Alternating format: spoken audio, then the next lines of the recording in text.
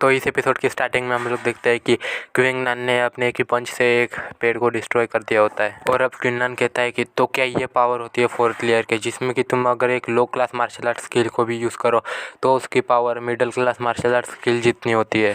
मैंने कभी सोचा नहीं था कि माउंटेन रेंज में मुझे ये 2 दिन इतना ज़्यादा प्रॉफिट करेंगे। मेरी यहाँ पे आने की चॉइस एकदम सही थी, लेकिन मुझे लगता है कि फादर को बॉडी टेम्परिंग पिल्स को इकट्ठा करने के लिए और भी ज़्यादा टाइम लगेगा। तो मैं अभी घर वापस क्यों जाऊँ, मैं क्यों ना अभी थोड़े और टाइम तक कल्टीवेशन कर लूँ। और अगर कंपेयर करें यहाँ पे रहने में और वापस जाने में, तो यहाँ पे रहने से मुझे और भी बहुत कुछ अच्छा मिल सकता है, जैसे कि बैटल एक्सपीरियंस, ऐसे ही और भी बहुत कुछ। और फिर ऐसा कहने के बाद क्विंगनन उस जगह से जाने लगता है और फिर हमें बताया जाता है कि क्विंगनन ऐसे ही प्रोग्रेस करता रहा और ऐसे ही बैटल एक्सपीरियंस पाता रहा, मतलब कि ऐसा ही अपनी पावर को बढ़ाता रहा। और ऐसे ही हमें दिखाया जाता है कि एक फायर वुल्फ और क्विंगनन आमने सामने होते हैं, मतलब कि उन दोनों के बीच में फाइट का माहौल बन चुका होता है। और वो फायर वुल्फ सीधा ही क्विंगनन के ऊपर अटैक कर देता है और क्विंगनन उस फायर वुल्फ के अटैक को डॉच करते हुए उसके ऊपर चला जाता है और अपने सेबर से अटैक कर देता है उस फायर वुल्फ के ऊपर। और वो बीस्ट उस अटैक से 2 हिस्सों में कट जाता है। और क्विंगनन उस बीस्ट को मारने के बाद अपने मन ही मन में सोच रहा होता है कि अब एक 5th ग्रेड का डेमोनिक बीस्ट भी मेरे सामने मेरे कुछ भी नहीं है। मुझे अब ऐसा लग रहा है कि जल्दी मेरे थंडर सेबर आर्ट का रैंक अप होने वाला है। मुझे विश्वास नहीं हो रहा है कि मैं इतनी जल्दी रैंक अप कर रहा हूँ मेरी कॉम्प्रिहेंशन की एबिलिटी के साथ, या फिर ये भी हो सकता है कि डिवाइन बैटल स्पिरिट मेरी कॉम्प्रिहेंशन की एबिलिटी को बढ़ा रही हो। और अब क्विंगनन को कुछ घोड़े के पैरों की आवाज़ सुनाई देती है और क्विंगनन अपने मन ही मन में सोच रहा होता है कि कुछ तो है वहाँ पर, चलो मुझे देखकर आ जाना चाहिए। और क्विंगनन ऐसा कहकर उस जिधर से उसे घोड़ों की आवाज़ आई होती है उस तरफ जाने लगता है। फिर हमें कुछ लोगों को दिखाया जाता है जिसमें कि किसी की एक बंदा कह रहा होता है कि माय लेडी, इसे इस डायरेक्शन में ख़त्म हो जाना चाहिए था।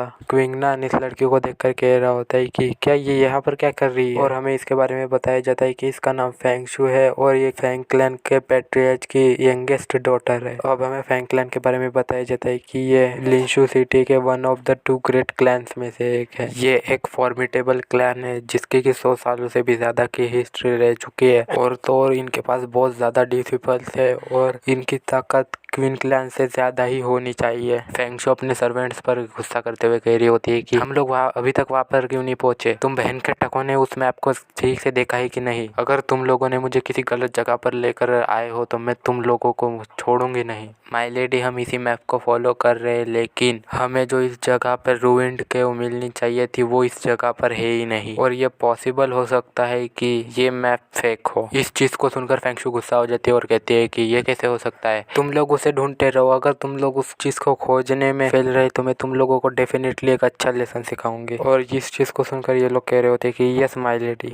क्विंगनन इस चीज़ को देखकर अपने मन में सोच रहा होता है कि तो वो लोग किसी ट्रेजर को ढूंढ रहे हैं। मुझे फेंग शू के हरकतों को देखकर लग रहा है कि वो काफ़ी ज़्यादा एक्सीलेंट ट्रेजर होगा। क्विंगनन ने अपने मन ही मन में सोच रहा होता है कि तभी उसका पैर एक लकड़ी के ऊपर गिर जाता है। तो उस लकड़ी पर की आवाज़ की वजह से इस बंदे को उस लकड़ी की आवाज़ सुनाई देती है और वो बंदा सीधा क्विंगनन के ऊपर उस एक नाइफ को फेंक देता है। और उसी के साथ साथ एक टकला बंदा कह रहा होता है कि वहाँ पर कौन है, बाहर निकलो जल्दी से। और क्विंगनन उस नाइफ का अटैक को डॉच करते हुए थोड़ा वहाँ से हट जाता है, मतलब कि उस पेड़ के पीछे छुपा हुआ था ना, जिस पेड़ के पीछे छुपा हुआ था उस पेड़ के पीछे से निकल जाता है बाहर। अब क्विंगनन कह रहा होता है कि तुम्हें कैसे पता चला कि मैं वहाँ पर था। अब हमें राइटर बताता है कि क्विंगनन जब बॉडी टेम्परिंग रिलम के 4th लेयर पर गया था तब वो अपने प्रेजेंस को हाइड कर सकता था और अपने ऑरा को कंसील और कंट्रोल भी कर सकता था, जिस वजह से क्विंगनन का इन लोगों को पता लग पाना नामुमकिन था। और अब टकला बंदा कह रहा होता है कि मैंने जिस मार्शल स्पिरिट को अवेकन किया है उसका नाम मिस्ट ग्रास स्पिरिट है। अनफॉर्चुनेटली इस मार्शल स्पिरिट का कोई आउटस्टैंडिंग रैंक नहीं है, पर फिर भी मेरे 10 मीटर के रेंज में जो भी आएगा मैं उसे डिटेक्ट कर सकता हूँ। तुम काफ़ी अच्छे से छुपे थे पर तुम मेरे 10 मीटर्स के आसपास में आ गए थे, इसलिए मैंने तुम्हें ढूंढ लिया। तो वो दोनों बात कर ही रहे होते हैं कि तभी फेंगशू वहाँ पर आती है और कहती है कि क्विन, तुम कचरे के टुकड़े, तुम क्वीन क्लैन में कल्टीवेशन करने के बजाय तुम मेरा पीछा क्यों कर रहे हो। और क्विन कहता है कि तुम्हें क्या परवाह है कि मैं कल्टीवेशन करूँ या ना करूँ, और वैसे भी मेरा तुम में ज़ीरो इंटरेस्ट है और मैं तुम्हारा पीछा नहीं कर रहा था, मैं तो बस यहाँ से जा रहा था। अब फेंगशू कहते हैं कि तुम कचरे, तुम्हारी हिम्मत कैसे हुई मुझसे ज़बान लड़ाने की, अभी मेरे सामने झुको और मुझसे माफ़ी मांगो। अब क्विन कहता है कि मैं माफ़ी मांगू और तुमसे?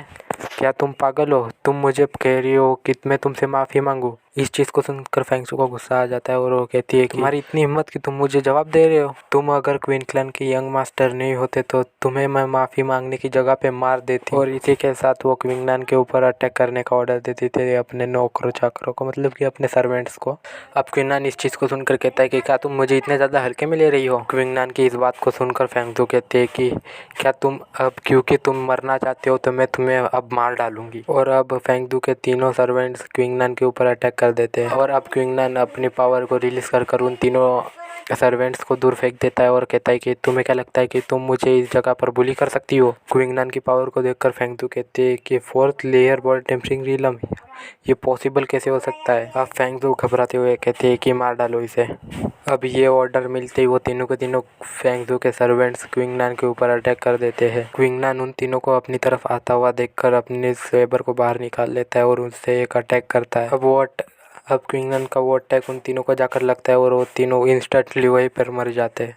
क्वीन क्लैन के अटैक की पावर इतनी ज़्यादा होती है कि वो अटैक उन तीनों को मारने के बाद फेंगशू को भी जाकर लगता है और फेंगशू पीछे पत्थर से जाकर टकरा जाती है। और अब फेंगशू कहती है कि सब लोग तो तुम्हें कचरा समझते हैं, फिर तुम इतने ज़्यादा ताकतवर कैसे हो सकती हो। और जब वो सामने की तरफ देखती है तो काफ़ी ज़्यादा डर जाती है क्योंकि क्वीन क्लैन काफ़ी ज़्यादा गुस्से में उसी की तरफ आ रहा होता है। और अब फेंगशू कहती है कि तुम क्या चाहते हो, तुम मेरे पास बताओ। और अब क्वीन क्लैन कहता है कि क्या तुमने ये नहीं कहा था कि तुम मेरे हाथ पैर तोड़ना चाहती हो और मेरे डेंटियन को भी डिस्ट्रॉय करना चाहती हो, पर मुझे माफ़ कर देना क्योंकि मैंने तुम्हारे बॉडीगार्ड्स को एक्सीडेंटली मार दिया है। क्वीन क्लैन की ये सारी बातें सुनकर फेंगशू कहती है कि प्लीज़ मुझे जाने दो, मैं ऐसा फ्यूचर में कभी भी नहीं करूँगी, प्लीज़ मुझे जिंदा छोड़ दो। क्वीन क्लैन कहता है कि तुम्हारे पास बोलने के लिए कोई फ्यूचर ही नहीं होगा।